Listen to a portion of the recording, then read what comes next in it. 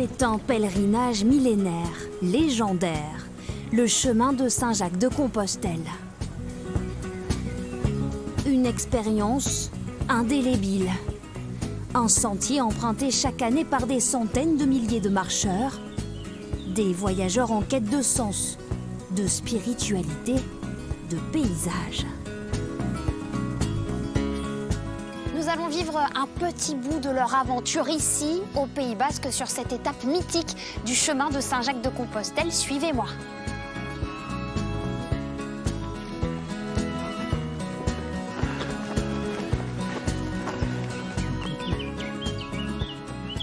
Bonjour. Bonjour. Bonjour. Vous allez jusqu'à Saint-Jean-Pied-de-Port? Oui. Je peux vous accompagner? J'y vais aussi. Eh ben, Pas de problème. on est dans la direction. Hein. Allez, c'est parti.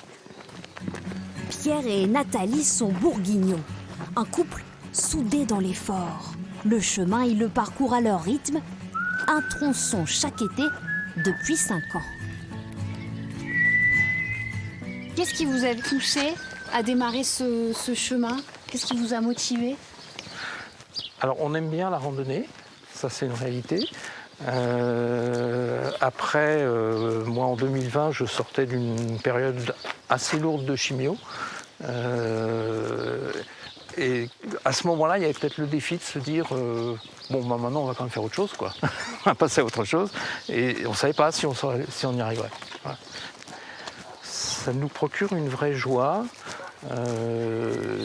La découverte à un rythme lent du pays aussi, de nos paysages qui sont vraiment magnifiques. Et puis apprécier de vivre simplement, sans un tas de choses qui ne nous manquent pas. Poursuivons notre parcours. Au loin, un bruit s'élève, celui d'un tour à bois vieux d'un siècle. À la manœuvre, Jean-François, sous ses doigts se dessine un bourdon, le bâton du pèlerin. Un bourdon n'est pas une canne. Quand on marche avec un bourdon, quand on chemine avec un bourdon, il faut s'habituer à le tenir horizontalement. D'abord, il n'a plus de poids. Et ensuite de ça, le poids est quand même là. Donc le fait de marcher simplement en faisant ça, ça va entraîner chaque foulée. Et on va gagner 4 ou 5 cm à chaque pas. C'est rien, mais en 8 heures de marche, c'est gigantesque. 35 ans qu'il façonne ses bourdons sur mesure. Des heures, des jours de travail. Jean-François est le dernier gardien de ce savoir-faire. Au Moyen-Âge, il n'y avait pas de pèlerins sans bourdon. Et les pèlerins qui aujourd'hui font la démarche de vouloir un bourdon pour partir, c'est vraiment pour eux, c'est un acte. Donc c'est une responsabilité. Et en fait, je ne travaille jamais pour moi. J'ai toujours le sentiment de travailler pour des pèlerins qui vont partir, faire des fois des milliers de kilomètres avec. Vous travaillez pour des pèlerins du monde entier? Oui, j'en ai envoyé dans des endroits un petit peu bizarres et inattendus. Beaucoup au Québec, beaucoup en Suisse, beaucoup encore plus en Belgique, je crois. Et c'est un peu plus au sud, à Saint-Jean-Pied-de-Port, que se croisent ces pèlerins venus du monde entier. Pour les accueillir, 7 amoureux du chemin. Bonjour Eric. Bonjour Elsa. Ça va? Bien et vous-même? Très bien. Vous êtes mon guide aujourd'hui? Et il paraît, oui, bah écoutez, avec grand plaisir. Commercial dans une autre vie, Eric a tout quitté pour ouvrir un gîte ici, au pied des Pyrénées. En fait, le chemin, je l'ai fait en 2007, un moment un petit peu compliqué de ma vie. Et le chemin m'a apporté les réponses à mes questions. Et m'a dit, bah, ta place, elle est ici, si tu veux. Donc, j'ai 1 an et demi après, j'ai tout quitté. J'étais à Paris, j'ai tout quitté. Je suis venu ici, ça fait plus de 15 ans maintenant. Le chemin, il vous donne 2 messages. Le premier message, c'est accepte-toi tel que tu es, apprends à t'aimer comme tu es. Avec tes limites, avec tes défauts, avec tes faiblesses. Et le deuxième message, il te dit, t'as une vie, elle est courte, alors décide de choisir d'être heureux.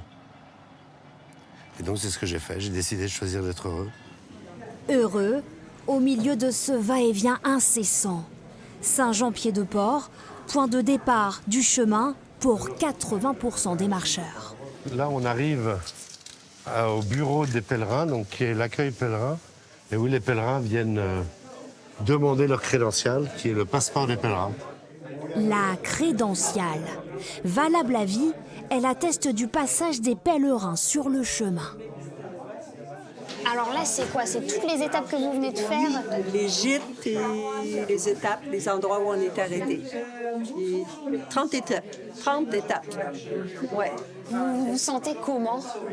Très bien, très bien. C'est comme un but que j'ai atteint. Un peu ému.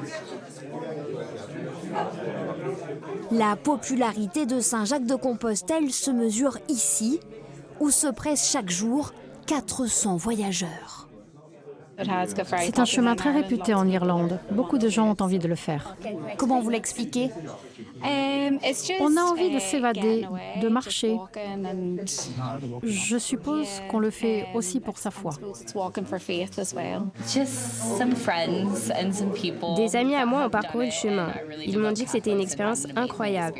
Je suis catholique pratiquante, alors je suis venue sur un coup de tête. L'heure est venue de reprendre la route. Partons à l'assaut des Pyrénées, tout droit, vers la frontière espagnole.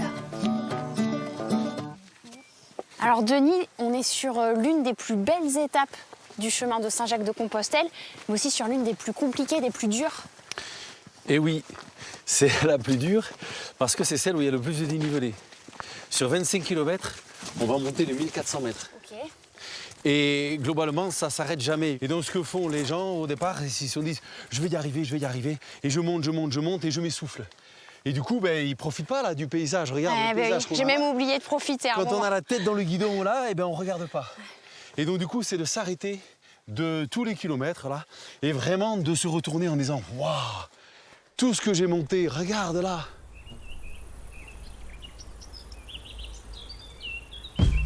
Après une journée intense, une pause s'impose. Les marcheurs trouvent du réconfort dans la chaleur d'un refuge.